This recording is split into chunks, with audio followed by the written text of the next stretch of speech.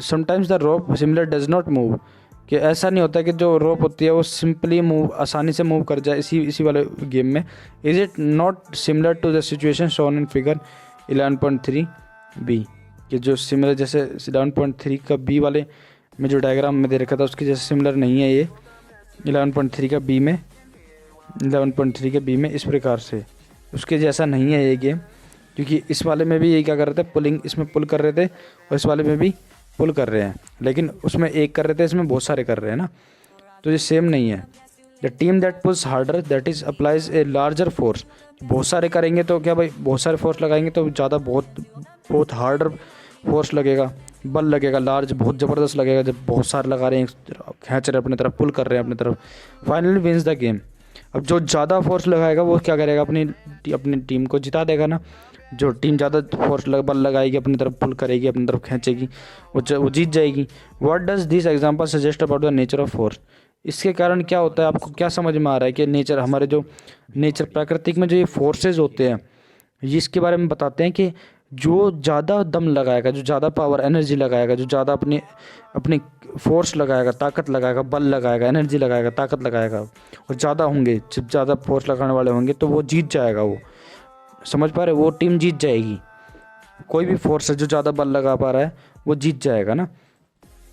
अब उधर force applied on an object, कि जो फोर्स अप्लाई हो पा रहा है किसी भी ऑब्जेक्ट पर, किसी को इन द सेम डायरेक्शन ऐड, और सेम डायरेक्शन में अगर फोर्स लग रहे हैं तो ऐड हो जाता है फोर्स। याद रखना है, बहुत इंपॉर्टेंट वर्ड है ये। अगर फोर्स सेम डायरेक्शन में लग रहा है, एक ही दिशा में लग रहा है, तो क्या हो जाता है, फोर्स ऐड हो जाता है, जुड़ जाता है, बहुत तेज़ी से फोर्स लगता है।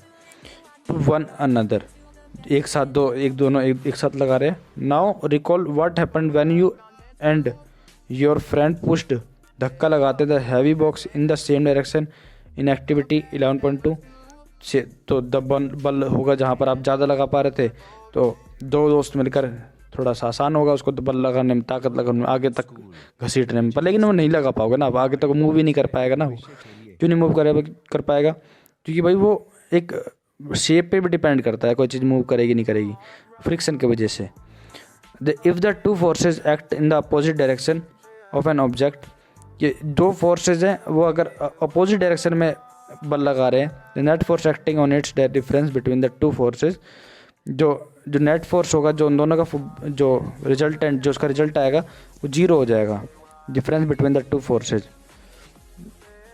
उसका डिफरेंस का मतलब होता है माइनस, डिफरेंस मतलब होता है माइनस। जहाँ पर देखो ये मैथ की भाषा होती है, मैथ के अंदर जहाँ पे भी किसी भी क्वेश्चन में अगर आप मैथ के सॉल्व करते हो क्वेश्चन को, तो आपको पता होगा अच्छे से कि जो डिफरेंस होता है, डिफरेंस का मतलब होता है माइनस करना। हमेशा याद रखना कि जब भी मैथ के अंदर कोई मैथ का क्वेश्चन भी आता है, तो जब भी डिफरेंस आ जाए उसमें, उसका मतलब होता है सब्ट्रैक्शन। डिफरेंस मतलब क्या होता है, सब्ट्रैक्शन, माइनस करना। तो माइनस हो जाएगा तो आंसर क्या हो जाएगा, जीरो हो जाएगा। What do you observe the activity 11.2 when both of you were pushing, धक्का लगा रहे हो the heavy box from opposite direction, आपने क्या महसूस किया, तो हिलेगा ही नहीं वो। तो अपोजिट डायरेक्शन में लगाने से फ़ायदा क्या है, जब भी कोई एक ही डायरेक्शन में, दोनों अपोजिट डायरेक्शन में लगा रहे हैं, तो वो चीज़ मूव ही नहीं कर पाएगी, तो नॉर्मल सी बात है। Recall that in the tug of war, आपको दोबारा बता दी जाए कि जो टग ऑफ वॉर था जिसमें रस्सा अपनी तरफ खींच रहे थे, अपनी तरफ पुल कर रहे थे, तो when two teams pull equally hard, अगर दोनों ही बराबर ही मजबूती से अपनी तरफ खींच रही है, the rope does not move in any direction, तो जो रोप होगी वो किसी भी डायरेक्शन में मूव नहीं कर पाएगी। सो वी लर्न दैट, जो हम सीखते हैं, that a force could be larger, हम जैसे कि सीखते हैं, चीज़ समझते हैं कि जो हमने क्या समझते हैं भाई, फोर्स जो होता है ना, वो अगर बड़ा होगा, ज़्यादा होगा, लार्जर होगा, बड़ा होगा, और एक स्मॉलर है, थोड़ा कम है, दैन द अदर और equal to each other, than the दूसरे से, या तो ज़्यादा हो या कम हो दूसरे वाले से, या फिर बराबर हो दूसरे से। The strength of a force is usually expressed by its magnitude. अब मैग्नीट्यूड होता है जिसको हम मेज़र कर सकते हैं, ज़्यादा, कम, लार्जर, स्मॉलर, बराबर, तो ये क्या होता है मैग्नीट्यूड, मतलब जिसको हम मेज़र कर सकते हैं। इसके अलावा जैसे स्ट्रेंथ होती है, ताकत होती है किसी की भी, जिसको मैग्नीट्यूड बोलते हैं, जिसको हम मेज़र कर सकते हैं। याद रखना हमेशा, जिसको हम मेज़र कर सकते हैं, नंबर्स में मेज़र कर सकते हैं। किस में कर सकते हैं, नंबर्स में मेज़र कर सकते हैं उसको बोलते हैं मैग्नीट्यूड। जैसे 5 सेंटीमीटर, 10 सेंटीमीटर, 11 सेंटीमीटर, 12 सेंटीमीटर, या केजी में बोल सकते हैं हम, केजी वजन में बोल सकते हैं। केजी बोलते हैं ना, just 1 KG 1 kilogram, 2 KG 2 kilogram, है ना, उनको बोलते हैं magnitude. We have also to specify the direction in which a force act. हम ये भी एक स्पेसिफाई पर्टिकुलर बता सकते हैं कि direction in which a force act, किस डायरेक्शन में फोर्स लगेगा। अगर हमें ये पता होगा कि भाई जहाँ कहाँ से ज़्यादा फोर्स लग रहा है, तो हम ये बता देंगे कि फोर्स जो डायरेक्शन होगी ऑब्जेक्ट की, किस डायरेक्शन में ऑब्जेक्ट जाएगा। ऑल्सो इफ द डायरेक्शन और the magnitude of the applied force changes, कि ये भी है क्योंकि जो डायरेक्शन है और मैग्नीट्यूड है, अगर वो अप्लाइड होते हैं फोर्स पे, वो force applied force changes, its effect also changes, और उसके जो प्रभाव है वो भी बदलाव होता है। अगर किसी का डायरेक्शन भी है वो भी बदल रहा है, और उसका मैग्नीट्यूड भी बदल रहा है, तो फोर्स हो रहा है वो भी चेंज हो जाएगा। समझ पा रहे हो? डायरेक्शन और मैग्नीट्यूड, मतलब मैग्नीट्यूड मतलब होता है ताकत, बल, जो मेजर जिसको हम कर सकते हैं। डायरेक्शन मतलब दिशा। जब हमारे पास मैग्नीट्यूड ज़्यादा होगा तो डायरेक्शन भी उसकी उसी मैग्नीट्यूड की डायरेक्शन में होगी। Does it mean that the net force on an object is zero? अगर जो क्या इससे ये मतलब है कि जो ऑब्जेक्ट का नेट फोर्स है जो भी लग रहा है वो जीरो है। If the two forces acting on it opposite direction are equal. हाँ, यस होगा, आंसर होगा, क्योंकि सेम डायरेक्शन में है, अपोजिट डायरेक्शन में है, तो अपोजिट डायरेक्शन के अंदर कैसा होगा आंसर? यस होगा, क्योंकि जीरो ही तो होगा ना वो net force. General more than one force may be acting on an object, कि ज़्यादातर जो एक से ज़्यादा जो फोर्स लगते हैं किसी भी ऑब्जेक्ट पे। However the effect on the object is due to the net force acting on it, कि जो रिजल्ट होता है, जो इफेक्ट होता है किसी भी ऑब्जेक्ट के ऊपर, जो प्रभाव पड़ता है वो किसकी वजह से पड़ता है? नेट फोर्स की वजह से, दो फोर्स की वजह से। नेट फोर्स मतलब जैसे दो फोर्स लग रहे हैं, जैसे एक अपोजिट में लग रहा है, ठीक है, एक इधर लग रहा है अपोजिट और एक इधर लग रहा है, और ये कोई डब्बा है, एक इधर फोर्स लगा रहा है कोई भी इंसान और एक इधर लगा रहा है, तो ये दो फोर्स लग रहे हैं ना इस पर, जिसे बोलते हैं नेट फोर्स। क्लियर है? यहाँ लग रहा होता दो, अब ये दो लग रहे हैं, यहाँ एक लग रहा है, तो नेट फोर्स ज़्यादा कहाँ होगा? यहाँ पर होगा, इस डायरेक्शन में होगा, इस वाले डायरेक्शन में, इस वाले डायरेक्शन में। समझ पा रहे हो? तो ये नेट फोर्स कहलाता है। रिजल्टेंट, जहाँ कहाँ लग रहा है, किस डायरेक्शन में लग रहा है। A force can change the state of motion, कि स्टेट ऑफ मोशन मतलब क्या? किसी एक डायरेक्शन में मोशन जा रहा था, इधर जा रहा था, अगर उसमें फोर्स इधर की तरफ लग गया, फोर्स अगर इस साइड लगा उसकी तरफ, इधर लग गया, तो वो डायरेक्शन भी चेंज हो जाएगी, उसकी डायरेक्शन इधर ही हो जाएगी। क्लियर है? कोई बॉल घूम रही थी बेचारी, शांति से घूम रही थी, इधर तक आगे तक जा रही थी, अब उस पर फोर्स आगे जा रही थी, तो अगर फोर्स इधर लग गया तो वो इधर बदल जाएगी, इस डायरेक्शन में बदल जाएगी, तो उसकी वो स्टेट, एक डायरेक्शन स्टेट हो गई, मतलब उसकी दशा हो गई, वो चेंज हो गई मोशन की। क्लियर है? मोशन जो गति थी किसी बॉल की या किसी भी ऑब्जेक्ट की, वो बदल गई है, फोर्स बदल सकता है उस चीज़ को। क्लियर है? Let us now find out what happened when force act on an object. चलो पता करते हैं कि क्या होता है जब फोर्स किसी भी ऑब्जेक्ट पे अप्लाई होता है, लगता है। एक्टिविटी 11.3 के जरिए पता करेंगे। टेक अ रबर, आपको एक रबर लेनी है, रबर बॉल लेनी है, गेंद लेनी है। प्लेस इट ऑन ए, आपको उसको रखना है ऑन ए लेवल सरफेस, एक बराबर सरफेस के ऊपर, such as a table top, चाहे वो टेबल की टॉप हो सकती है, टेबल जो टेबल होती है उसके ऊपर, या कॉन्क्रीट फ्लोर, जो लेंटर का जो फ्लोर होती है, जो छत होती है उसके ऊपर। Now gently push a ball, धक्का देना है एक समझदार अच्छे इंसानों के तरीका। द लेवल सरफेस, जो लेवल सरफेस है, जो बराबर है सरफेस है। Does the ball begin to move, अगर उसको धक्का देना है, फेंकना, आराम से प्यार से फेंकना है, क्या वो मूव करेगी? ऑफकोर्स करेगी, यस होगा। Push the ball again while it still moving, अब उसको दोबारा धक्का दो, जब जैसे वो घूम रही है ना, उसको लगाता, फिर एक आराम से उसको आगे की तरफ धक्का दो। Is there any change in its speed? Yes होगा आंसर। अब बदल जाएगी ना उसकी स्पीड, पहले धीरे हो गई थी, तो उसको एक बार हाथ लगाओगे तो वो तेज़ हो जाएगी। डज इट इंक्रीज और डिक्रीज? वो इंक्रीज होगी। Next, place your palm in front of the moving ball, अपने जो हाथों को, अपने हथेलियों को, पाम माने हथेलियों को, उस बॉल के जो मुँह घूमती हुई बॉल आ रही थी उसको आगे रखना है, अपने हाथों को, हथेलियों को रोकना उस बॉल को। Remove your palm as soon as the moving ball touches it, अपने हाथों को तुरंत हटा लेना, जैसे कि जो मूविंग बॉल आ रही है वो उसको टच कर दे, जैसे कि जितने जल्दी हो सके तो टच करना, उससे पहले उसको आपको रिमूव कर देना है। Does your palm apply a force on the ball? No, कोई फोर्स अप्लाई नहीं किया, तब वो क्योंकि हमने लगाया था, रखा था वहाँ पर, फिर हटा लिया। What happens to speed of the ball now? अब वो स्पीड सेम ही रहेगी, कम होगी, पहले जैसे आ रही थी तो आते आते तो कम होगी वो। डज इट इंक्रीज और डिक्रीज, क्या उसकी स्पीड इंक्रीज़ हुई है या डिक्रीज़ होगी? ऑफकोर्स डिक्रीज़ ही हो रही होगी, कोई फ़र्क नहीं पड़ता ना। अगर हमने एक बार हथेली लगाई फिर हटा लिया तो चलते चलते चलते थोड़ी देर बाद तो रुक ही जाएगी वो। What would happen if you let your palm hold the moving ball, क्या होगा अगर आपकी जो पाम हथेली है वो अगर उस बॉल को, मूविंग बॉल को पकड़ ले, तो रुक जाएगी बॉल, सिंपल सी बात, रुक जाएगी। तो फिर वो इस प्रकार से a ball at rest begins to move when a force applied on it, जो अगर फोर्स अप्लाई करते हैं तो वो मूव करने स्टार्ट हो जाती है, मोशन में इधर आगे की तरफ जाना स्टार्ट कर देती है अगर उस पर हम फोर्स अप्लाई कर देते तो। You might recall similar situation, for example आपको ये ऐसी एक सिचुएशन को आपको दिमाग में रखना है। World taking a penalty kick, football में अगर पेनल्टी किक मिलती है ना, आपको सभी को मिलती है, जब हम के गोल को अगर या तो हम आउटसाइड फेंक देते हैं या फिर आउटसाइड गोल हो जाता है, आउटसाइड चल जाती है बॉल, तो हम क्या करते हैं, पेनल्टी किक मिलती है हमें ना फुटबॉल के अंदर। The player applies a force on the ball, जो प्लेयर होता है वो फुटबॉल के ऊपर फोर्स लगाता है, दम किक मारता है तो फोर्स से होती है वो। बिफोर बीइंग हिट, उसको मारने से पहले, हिट करने से पहले, the ball was at the rest, उससे पहले वो रेस्ट में होती है, आराम से बेचारी फुटबॉल रखी होती है। And so its speed was zero, तो उसकी स्पीड भी क्या होती है, जीरो होती है, जीरो स्पीड होती है। The applied force makes the ball move towards the goal, जो उस पर फुटबॉल के ऊपर जो फोर्स अप्लाई किया वो उस बॉल को आगे जाने के लिए मजबूर कर देती है। हमने जो लात मारी ना उस फुटबॉल के ऊपर, वो आगे ले जाते हैं। इमेजिन करना है, ये सब चीज़ें सोचना है अपने, इमेजिन करना है दिमाग के अंदर, पिक्चर्स बनाना है कैसे फुटबॉल को लात मारा और कैसे वो बॉल जाएगी। सपोज द इमेजिन करना है, सारी चीज़ें अपने दिमाग के अंदर बहुत ज़्यादा ज़रूरी है। द गोल कीपर डाइव्स, अब वो एकदम डाइव करता है, डाइव मारता है, एकदम हवा में उड़ता हुआ बॉल को रोकता है। वो jumps up to save the goal, by his action the goalkeeper tries to apply a force on the moving ball, उसके इस एक्शन के कारण उसने इतना बल जो रोकने के लिए इतनी ताकत लगाई उस फुटबॉल को, बहुत ज़बरदस्त ताकत लगाई होगी उसने जब वो बॉल को रोकने के लिए, कितनी ताकत लगाई होगी ना उस बॉल को रोकने की। The force applied by him can stop और डिफ्लेक्ट द बॉल, और उसने जो इतना ताकत से उस बॉल को रोकने की कोशिश करी है ना, इतनी ताकत से, तो उसके बॉल को रोक चुका है वो, या फिर उसने अपने हाथों से धक्का मार कर फेंक भी दी, वो बॉल वापस फेंक दी। सेविंग अ गोल बीइंग स्कोर्ड, उसकी जो उसने जो बचाई है गोल होने से, जो बॉल बचाया उसका स्कोर मिल चुका है उसे, वो बच गया, उसने स्कोर भी बचा लिया होने से, स्कोर बढ़ने से।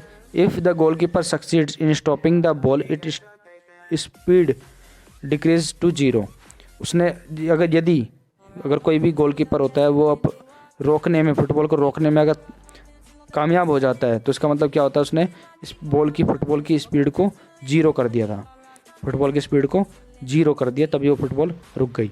This observation suggest that A force applied on an object में चेंज इट्स स्पीड, और इस ऑब्जर्वेशन इसी चीज़ को ध्यान मद्देनज़र रखते हुए आपने क्या कर दिया, एक फुटबॉल के फोर्स को रोका, अपने उसकी जो डायरेक्शन है उतनी तेज़ी से आ रही थी, अपना फोर्स लगा, खुद का फोर्स लगाकर उस फुटबॉल का जो स्पीड थी वो क्या कर दी, जीरो कर दी।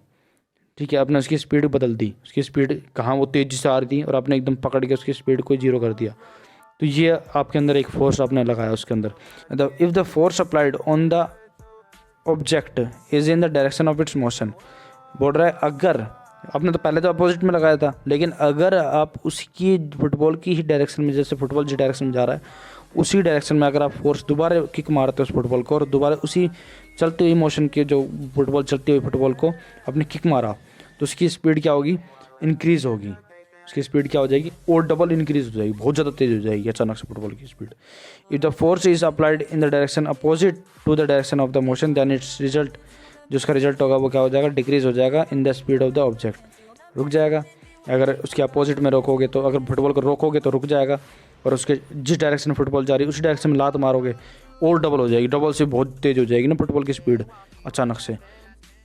ये समझ पा रहे हो आप, उसी की डायरेक्शन में, अगर जिस डायरेक्शन में फुटबॉल जा रही है उसी डायरेक्शन में अगर आप लात मार देते हो तो स्पीड तेज़ हो जाएगी, और अगर गोल कीपर ने फुटबॉल रोक ली तो उसकी स्पीड घट जाएगी। पहले उसने आपने उसी डायरेक्शन में, जिस डायरेक्शन में फुटबॉल जा रही थी उस डायरेक्शन में आपने लात मारी, अपने उसकी स्पीड बढ़ा दी, उसी स्पीड बढ़ने के कारण अगर किसी गोल कीपर ने उसे पकड़ लिया तो क्या हो जाएगी, उसकी स्पीड जीरो हो जाएगी, मतलब डिक्रीज़ हो जाएगी।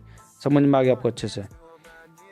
I have seen children competing with, अब भुजो बोलता है कि मैंने कई ऐसे बच्चों को देखा जो कि एक दूसरे के साथ कम्पीट करते हैं, जो कि रबर टायर या फिर रिंग पुशिंग इट होता है। फिगर देखेंगे अब। I know understand why the speed of the tyre increases when ever it is pushed, उसको धक्का दिया जाता है। तो अब ये बोल रहा है कि मुझे पता चल गया कि क्यों जो हम देखो हमने गाँव में खेला होगा ना डंडे से, और गाड़ी का टायर होता है उसको मारते हुए, डंडे से मारते हुए ले, फिर वो रेस लगाते हैं, हम कम्पीट करते हैं एक दूसरे से, कॉम्पिटिशन करते हैं, रेस लगाते हैं टायर के साथ। तो वो हम डंडी से मारते हैं तो क्या करते हैं, पुश कर रहे होते हैं उसको आगे तक। अब वो घूम रहा होता है तेज़ी से तो स्पीड बढ़ जाती है और तेज़, है ना, और तेज़ हो जाती है। बढ़ती हुई स्पीड में और तेज़ डंडे मारते हैं हम, और तेज़ पुश करते हैं, और तेज़ पुश करते हैं, तो स्पीड क्या होती है, बहुत तेज़ हो जाती है और हम उसके साथ ही साथ भागते हैं। इस प्रकार से गाँव में खेल डंडे लेके हम इस तरीके से, तो स्पीड क्या होती है, बढ़ जाती है। टू मूव अ टायर, एक टायर को मूव करने के लिए faster it has to be pushed repeatedly, इसको लगातार मारना पड़ता है, धक्का देना पड़ता है डंडे से। पहली इज क्यूरियस, पहली आप बहुत ज़्यादा जिज्ञासा है, जानने की इच्छा है इसके अंदर। पहली के अंदर क्या जानना चाहती है, ये जानना चाहती है whether the application of force can only change the speed of an object, let us find out.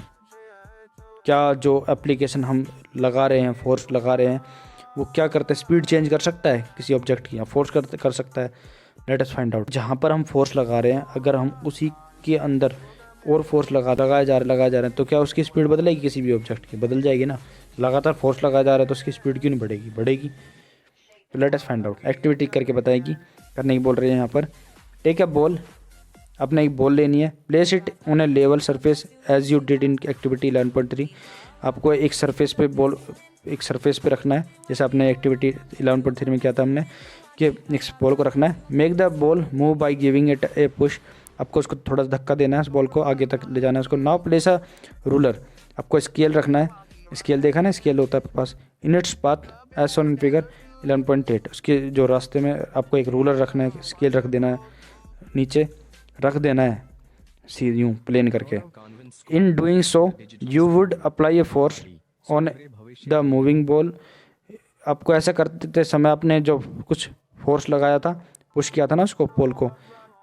Does the ball continue to move in the same direction after it strike the ruler, क्या वो same ही direction में चलेगी क्या ball, ruler से जो scale है उससे टकराने के बाद नहीं बदल जाएगा ना डायरेक्शन। अगर आपने धक्का दिया एक बॉल को और उसकी वो रूलर से टकरा गई तो हो सकता है वो इधर डायरेक्शन में, दूसरी डायरेक्शन में चल दी हो, या इधर डायरेक्शन में जा चुकी हो, या फिर हो सकता है थोड़ी सी मुड़ गई हो, डायरेक्शन चेंज हो जाएगी। स्ट्राइक मतलब होता है भिड़ना।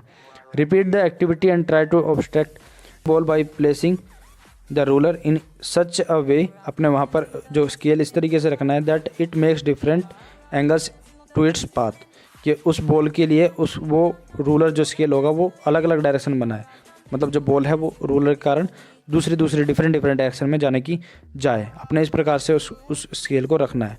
In each case not your observation, अपनी नोट करनी है ऑब्जर्वेशन को, about the direction of the motion of the ball after it strike the ruler, कि स्केल से टकराने के बाद उसकी डायरेक्शन भी समझनी है, आपने देखनी है कि किस डायरेक्शन में वो जा रहा है। अब बोल रहे बॉल सेट इन, जो बॉल को रखा गया है मोशन में, bye pushing it along a level surface, एक पहले वाले में बोल रहा है कि भाई अगर किसी भी एक मोशन में pushing it along A level surface, अपने लेवल सरफेस के अकॉर्डिंग जो टेबल की थी उसके अकॉर्डिंग आपने बॉल को पुश किया है। और दूसरी वाले में बोल रहा है the direction of the motion of the ball after it strike the ruler placed in its, strike मतलब भिड़ना, उसकी भाई डायरेक्शन बदल रही है, अब पाथ मतलब डायरेक्शन, पाथ माने क्या होता है, डायरेक्शन होता है जो बदल गई है। लेट अस कंसिडर, अब देखो पता करते हैं क्या कह रहा है, पता करने के लिए सम मोर एग्जांपल्स, और भी example in a game of volleyball, volleyball खेला होगा ना, जैसे बास्केटबॉल होता है वैसे ही वॉलीबॉल होता है, वॉलीबॉल होता है जिसके अंदर हम एक इधर होता है, एक टीम इधर होती है। Players often push the ball, धक्का मारते हैं, मूविंग उसको फेंकते हैं ना ऊपर की तरफ, moving ball to their team mates to make a winning move, कि अपने जो टीम मेट्स होते हैं, टीम मेट्स में जैसे क्लासमेट होते हैं ना, क्लासमेट होते हैं वैसे टीम मेट्स होते हैं, जो टीम के लोग खेल रहे होते हैं ना, प्लेयर होते हैं, उनको बोलते हैं team mates. To make a winning move, उनको ऐसे ऐसे मूव दिखाने पड़ेंगे जिसके कारण वो जीत सकें, ऐसे ऐसे स्टेप्स लेने पड़ेंगे, ऐसे ऐसे एक्शंस लेने पड़ेंगे जिसके कारण वो फुटबॉल को अलग अलग तरीके से फेंक सकें। तो ऐसे ऐसे स्टेप्स उनको उठाने पड़ेंगे, ऐसे ऐसे उनको विनिंग मूव करने पड़ेंगे। Sometimes the ball is return to the other side of the court जो कोर्ट होता है जो इसमें जहाँ पर वॉलीबॉल खेला जाता है उस एरिया में, उस एरिया को बोलते हैं, जिस एरिया में वॉलीबॉल खेला जाता है उसको, उस एरिया को बोलते हैं कोर्ट। बाय पुशिंग और स्मैशिंग इट, और जो बॉल है उसको या तो हम पुश के धक्के ही मार के हम ऐसे ऐसे रिटर्न भेज, इस तरीके से भेजना पड़ेगा जिससे हम अलग वाले लोगों को, उन लोगों को जिससे हम जीत सकेंगे। इन क्रिकेट भी ऐसा है, क्रिकेट में भी होता है same. In cricket a batsman, जो बैट्समैन होता है वो क्या करता है, प्ले खेलता है हिज और हर shot by applying a force on the ball with the ball. अब वो पुश करता है तो धक्का, उसको पुश करता है ना उस बैट के जरिए, तो उसमें फोर्स अप्लाई करता है उस बॉल पे। क्या करता है वो क्रिकेटर क्या करता है, फोर्स अप्लाई करता है। Is there any change in the direction of the motion of the ball in this case? Of course बदल जाती है, अपोजिट डायरेक्शन, जिस डायरेक्शन से आ रही होती है उसी डायरेक्शन में चली जाती है बॉल। टकराने के बाद डायरेक्शन चेंज हो जाएगी ना। फुटबॉल आएगी, जो बॉल है, बॉल क्रिकेटर खेल रहा है, और जब बॉल अगर आ रही है तो बैट से मारेगा तो उसकी डायरेक्शन चेंज हो जाएगी। पहले उसकी तरफ आ रही थी, फिर उसने बैट से मारा तो उससे दूर जाने लगी ball. In all this examples of the speed, इन सभी एग्जाम्पल्स में जो स्पीड और डायरेक्शन, जो फुटबॉल है चाहे क्रिकेट है वॉलीबॉल है, इन सभी के अंदर डायरेक्शन हो रही थी, चेंज हो रही थी due to the application of a force. अब फोर्स को अप्लाई करने के कारण, एप्लीकेशन मतलब होता है अप्लाई करना, उपयोग करना, एप्लीकेशन माने उपयोग करना। Can you give a few more examples of this kind? इसी प्रकार के कुछ और एग्जाम्पल दे सकते हो आप? ऑफकोर्स दे सकते हैं, बहुत सारे एग्जाम्पल हो सकते हैं। जैसे कि हमारे पास रैकेट्स होते हैं, रैकेट खेलते हैं ना, चिड़ी बल्ला उसको कहते हैं, उसमें भी हम ये सब गेम उसके अंदर भी देखते हैं हम, है ना। A change in either the speed of an object और its direction of the motion. अगर कोई भी चेंज हो रहा है किसी भी ऑब्जेक्ट की स्पीड में या फिर उसकी डायरेक्शन में चेंज हो रहा है या फिर दोनों में ही चेंज हो रहा है, तो is described the change in states of motion. इसको इस तरीके से बताया जाता है कि उसकी चेंज मोशन की जो स्टेट है, जिस दिशा में कोई भी वो बॉल जा रही है वो चेंज हो रही है। Change in it's state of motion, state मतलब उसकी स्थिति, उस मोशन की स्थिति बदल रही है। चेंज मतलब बदलना, स्टेट मतलब उसकी स्थिति, जिस स्थिति में वो चल रही है। जैसे मान लो धीरे चल रही है, अगर उसमें कोई चीज़ दूसरा फोर्स लग गया तो क्या वो स्थिति बदल गई, इस स्थिति में हो चलकर अब वो दूसरी स्थिति में चल रही है, उसकी स्थिति बदल चुकी है मोशन की। मोशन मतलब गति। थस अ फोर्स में bring a change in the state of motion of an object. इस वजह से क्या एक फोर्स जो होता है वो किसी भी ऑब्जेक्ट की state of motion of an object, state of motion बदल देता है उसको, उसकी चलने की गति को बदल देता है। स्टेट समझ में आ गया, स्थिति को बदल देता है कौन, force. State of motion of an object is describe by its speed, उसकी स्पीड से बताया जाता है, उसकी जो गति होती है उससे बताया जाता है। द डायरेक्शन, और डायरेक्शन से बताया जाता है किस दिशा में जा रही है। The state of rest is considered to be the state of zero.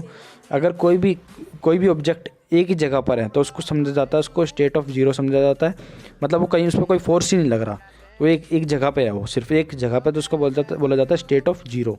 क्योंकि कोई भी वैल्यू, उसका जो भी कैलकुलेशन, वो स्टेट ऑफ जीरो कहलाएगी, क्योंकि वो कहीं घूम नहीं रही है, कहीं जा नहीं रही है, अपनी एक ही जगह पर है बस। उसको बोलते हैं स्टेट ऑफ जीरो। भाई कुछ होएगा नहीं ना, जब कोई डायरेक्शन ही नहीं है, कोई डिस्टेंस ही नहीं कवर करेगी, नहीं कोई स्पीड होगी, तो क्या फ़ायदा है। उसका आंसर क्या, जीरो ही होएगा। स्टेट ऑफ जीरो स्पीड, उसकी जीरो। एन ऑब्जेक्ट में बी एट रेस्ट और इन मोशन। यदि कोई भी ऑब्जेक्ट या तो रेस्ट में रह सकता फिर वो मोशन में होगा। Both are states of motion. Rest और मोशन ये दोनों किसका पार्ट होता है, स्टेट्स ऑफ मोशन का। अगर कोई चीज़ गति में है, मोशन में है, कोई चीज़ गति में है, मोशन में है, कोई मूव कर रही है वो भी, और जो चीज़ एक जगह पर है वो भी, वो दोनों किसके पार्ट आते हैं, स्टेट्स ऑफ मोशन में। That the application of force would always result in a change in the state of motion of an object, let us find out. मतलब ये है क्या, द एप्लीकेशन ऑफ फोर्स, जो force का application जो उपयोग कर रहे हैं हम फोर्स का, would always result in the change, वो हमेशा ही चेंज होगा state of motion of the object. Of course yes, हाँ ये हमेशा है। फोर्स जब जहाँ पर भी लगेगा उसका मतलब यही होगा कि कोई भी गति है, किसी की भी स्थिति, कोई भी ऑब्जेक्ट की गति है, स्थिति है, इस प्रकार से वो चल रही है, घूम रही है, जा रही है, उसको चेंज करने को बोलते हैं। उसको चेंज, या तो वो उसका जो रिजल्ट या तो वो जीरो हो जाएगी या फिर वो इंक्रीज हो जाएगी, या तो वो रुक जाएगी या फिर वो और तेज़ हो जाएगी। अगर हम उस पर फोर्स लगाएंगे तो अपोजिट लगाएंगे तो रुक जाएगी, और साथ सेम में लगाएंगे, सेम डायरेक्शन में लगाएंगे तो बढ़ेगी। Let us find out is common experience that many a time application of force does not result in a change in the state of motion. कई बार ऐसा होता है जो हम उपयोग करते हैं फोर्स को, does not result in a change in the state. कई बार हम जो फोर्स लगाते हैं वो कई बार स्टेट नहीं बदल पाती हैं, जो मोशन की जो स्टेट होती है, स्थिति होती है, वो नहीं बदल पाता है वो फोर्स। क्यों? फॉर एग्जांपल बोल रहा है कि हैवी बॉक्स, जैसे हमने हैवी बॉक्स देखा था not move at the all even if you applied the maximum force that you can exert.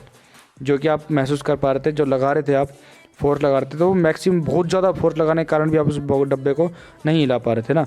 Again no effect of force is observed when you try to push a pull और a wall. और अगर दीवार को धक्का लगाओगे तो भी कोई फ़र्क नहीं पड़ने वाला। Force can change the shape of an object.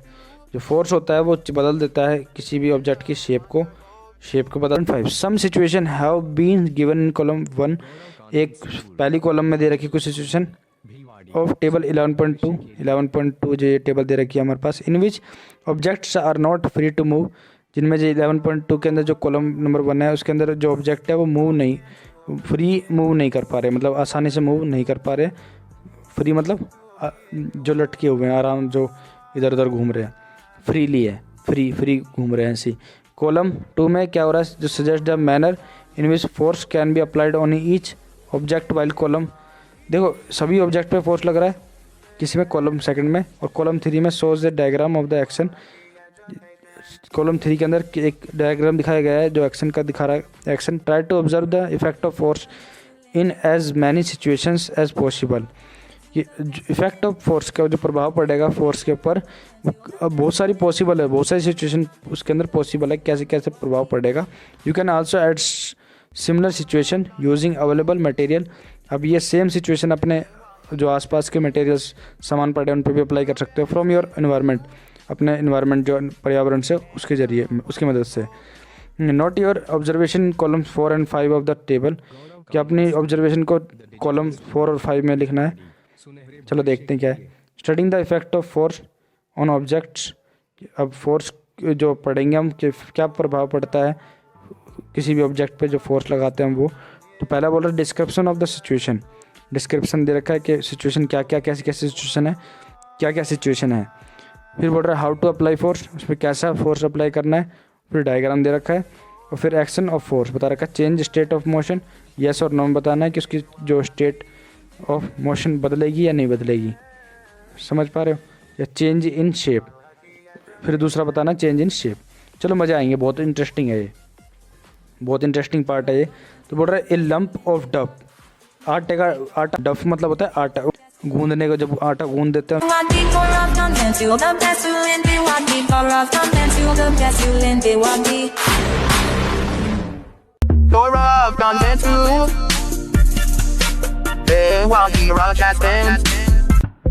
The best ever school and the wonderful Gaurav convent school, the digital school, Bhiwadi, सुनहरे भविष्य के लिए। run until the to be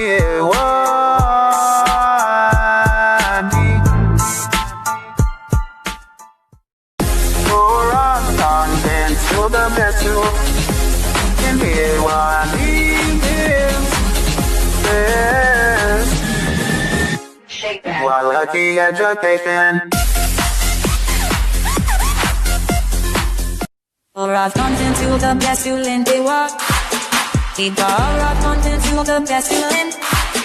They want the alright, content to the best you lend. They want the alright, content to the best you lend. They want the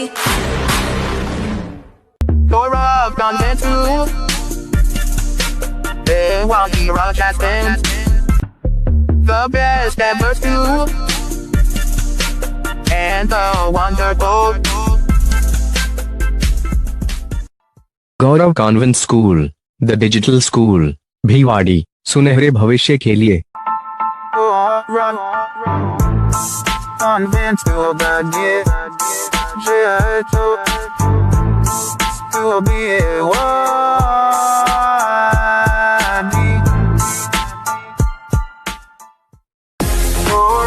content to the best you can